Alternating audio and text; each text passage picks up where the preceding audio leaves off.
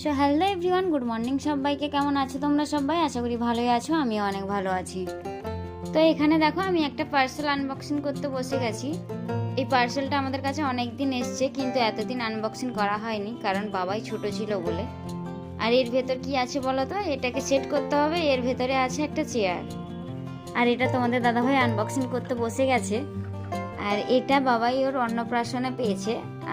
আসলে অর্ণবের দিদি দিয়েছে ওকে, মানে হচ্ছে বাবাইয়ের বড় পিপি দিয়েছে ওকে।